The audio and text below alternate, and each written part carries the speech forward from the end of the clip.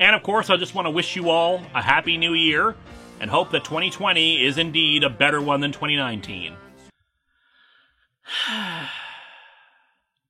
Well, that didn't last real f***ing long.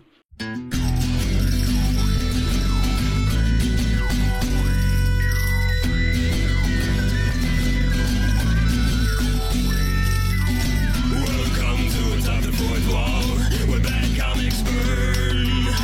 Linkar's gonna teach you all a lesson you won't learn. Brodsky, you're not the smartest. Life out, you're not an artist. Anyone who's had a bad comic published, it could be your turn. Linkara, he's a man punch, wears a birdie hat. Linkara, he has a magic gun. Where'd he purchase that? Linkara, coins, robots, Amazons and trucks. Linkara, this comic sucks. Linkara. There's reason to believe maybe this year will be better than. Hello and welcome to Atop the Fourth Wall, where bad comics burn. So, yeah. 2020, huh?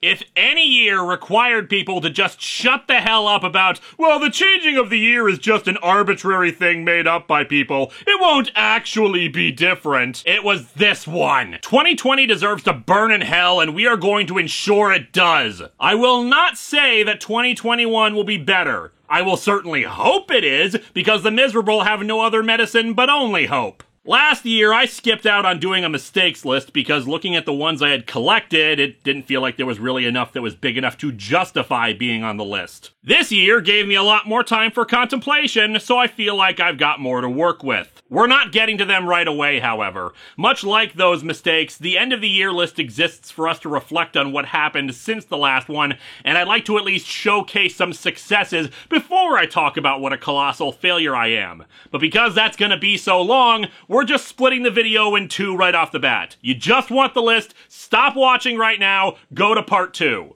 If I was going to describe the content of my show for 2020, this was definitely year of the crossover. And I don't mean me crossing over with other content creators, but rather how many comic book crossovers we looked at. We started the year off with the second issue of Batman/Aliens. We saw Superman fight a real-life person, Muhammad Ali. Our Halloween episodes saw the creations of Clive Barker fight an anti-superhero deconstruction called Martial Law. And Patreon-sponsored episodes brought us stuff like the Justice League taking on the Power Rangers, Star Trek fighting the Transformers, and we weren't even done with the Transformers, because we also looked at Revolution, a crossover between various Hasbro properties that also had ROM, Micronauts, G.I. Joe, Mask, and Action Man. And there are still more Transformers crossovers people will probably have me look at in years to come. In comics, the Transformers have taken on the Terminator, the Ghostbusters, and Back to the Future. Marty! It's your kids, Marty! Something's gonna be done about your kids! They pissed off the Decepticons! And of course, we had a month-long, well, I was gonna say celebration, but considering all of them were bad, that seems inaccurate. We had a month-long look at crossovers in the Big Two with Event Comics Month 3, Crisis of the Secret House. And yeah, you guys were on point for the voting for that month because you wanted to see me criticize heroes becoming bad guys. Especially if it was for mental health reasons. Can't imagine why people were considering mental health this year in particular. But that was not the only theme month we got to enjoy, since I spent May of 2020 looking at the Star Wars prequel trilogy in comic form, also Rogue One. It was honestly a fun time revisiting the movies and trying to add to the discourse about them through the lens of their rather mixed collection of comic adaptations, with stuff that in my opinion should have been included in the movies, like the beginning of the Rebel Alliance in Episode 3, and hey, kind of bonus mistake from last week. As even I have pointed out before, the Rebellion is the Rebel Alliance, made up of different factions coming together, so Enfys Nest was probably just talking about forming a faction of the Rebellion, not the whole thing. The Force was not with me there. to stuff that was hilariously goofy in them, like the artwork in episode 2, where the manic, fast-paced duel between Yoda and Dooku is depicted by waving a lightsaber in front of their faces back and forth. Regardless of whether we see a Rise of Skywalker comic in the future, expect this to not be the last time we visit Star Wars movie adaptations. The original trilogy still needs a proper review, and not just that one I can't remember doing. Although it is hilarious to me that I'm doing the movie reviews backwards in terms of their trilogy. How's that for a watch order of the movies? Going back to Patreon-sponsored reviews, we had an eclectic collection of stuff that I was paid to cover. Aside from the aforementioned crossovers, I took a look at an old pulpy sci-fi story thanks to Dan Dare and his Voyage to Venus, the beloved DreamWorks movie Megamind, a return to Zyurangers with the end of Burai's time on the show, a manga review with the second half of Hellstar Ramina, and yes, I am aware that it's now legally available, but why they dropped the gloriousness of the Hellstar part of the name is beyond me.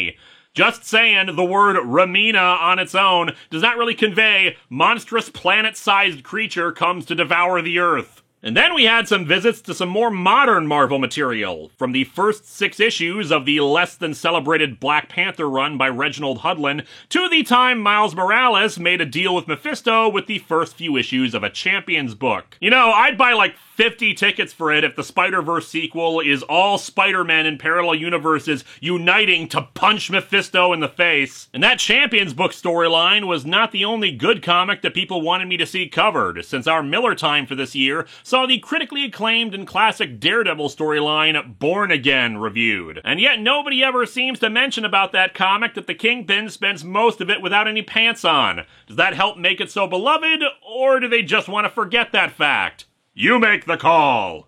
Back to the diverse selections from people, we also got an in-depth look at the time Marvel tried to create a good guy Green Goblin. In the same month, we also saw a comic tie-in to a 70s procedural about emergency workers, wherein we learned that the fire department apparently has the authority to act as detectives and confront suspects.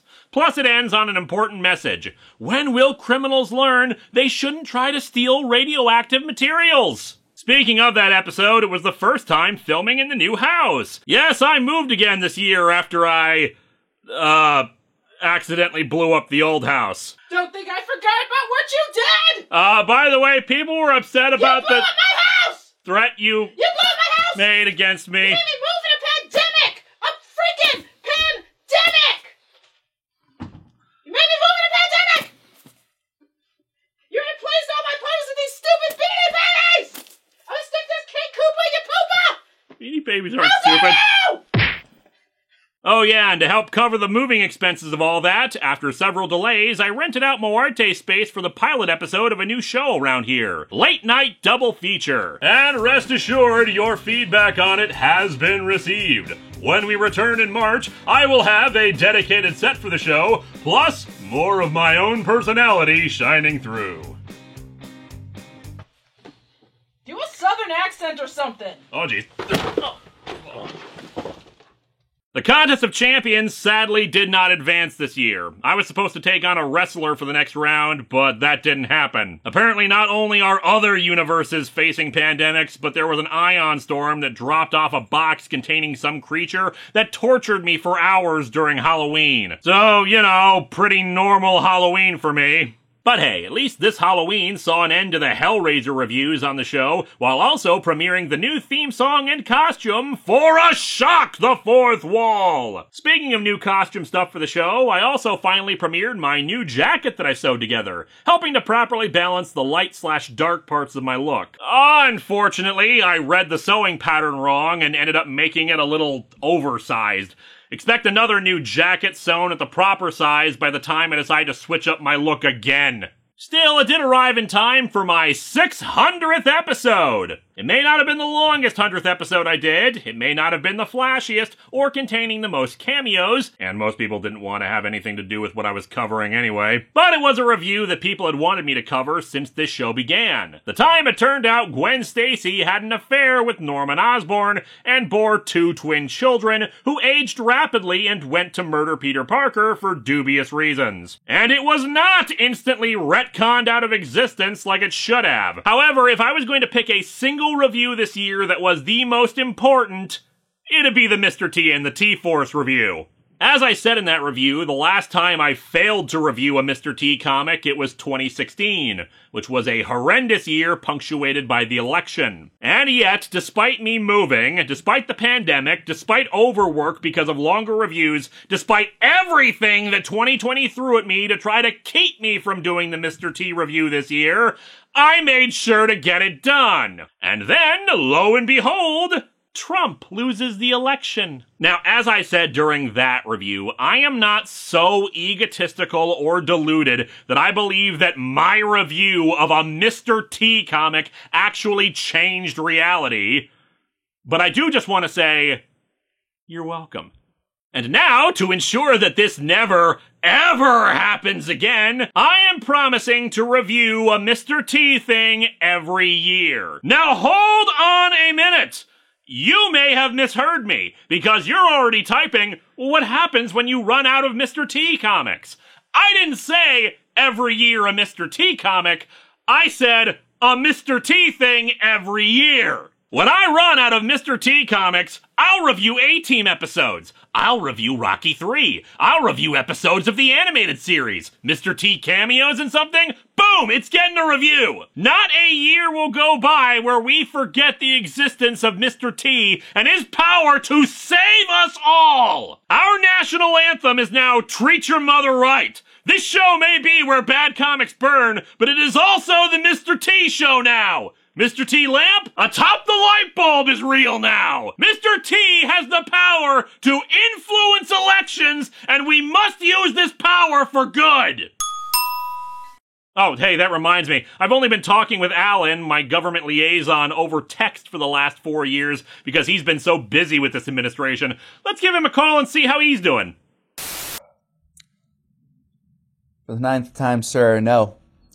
We cannot just arrest Joe Biden because you made an executive order and declare you the winner. That's not only unconstitutional, but it's far outside the reach of the Secret Service.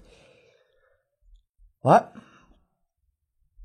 No, there's no Galactic Federation for you to join, and if there were, they did not say that you could do that to the president-elect. Jesus Christ. No, we can't put your face on Mount Rushmore and replace the Statue of Liberty with a statue of you, or rename the White House the Trump White House, you sniveling prick. You know what? Yeah. Yes, I called you a sniveling prick, because you know what? You're going to be out of a job soon, and I have put up with you for 4 goddamn years! So, when I tell you that you're a spineless, disgusting, slovenly, racist, sexist, homophobic, bigoted, drooling, pus-expelling absence on the face of humanity, I say it because I've spent time with you for more than 5 minutes. Oh, your reading skills are less than developed than a first grader, and I am fairly certain the noises I've heard when you go to the bathroom are actually you masturbating to your own picture. Yeah. I am sick of looking at your kids' fucking foreheads!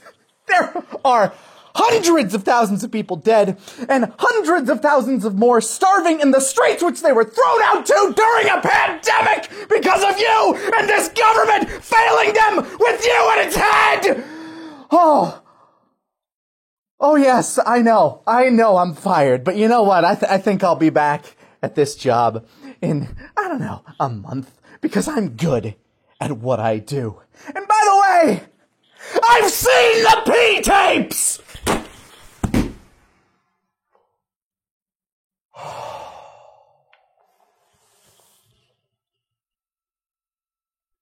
Yes, Linkara? I can see you're busy right now. No, not at all. I think it's very clear that I've just started a month-long vacation. Probably. Oh, and since I have the free time now, I should let you know that they did try to take Comicron 1 from you. Oh? Yeah, I convinced him that we didn't need it because I told him we had these windmills that shot lasers and caused cancer. That was you? Yeah, I panicked, okay? We'll get back to regular checkups soon.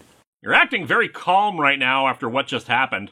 Well, that's just because unlike someone I could mention, I'm a professional. Happy New Year, Linkara. Happy New Year. And a happy new year to all of you at home. It has been a rough time for everyone. Some have had it even worse, and I can't begin to express my condolences for anyone who lost someone during this awful year. And hopefully I can provide some entertainment as I describe 15 more ways that I am a colossal jackass and moron. Thanks for sticking through part 1 as we looked back on the show this past year. Now on to the list. These are yet another 15 screw-ups of Atop the Fourth Wall.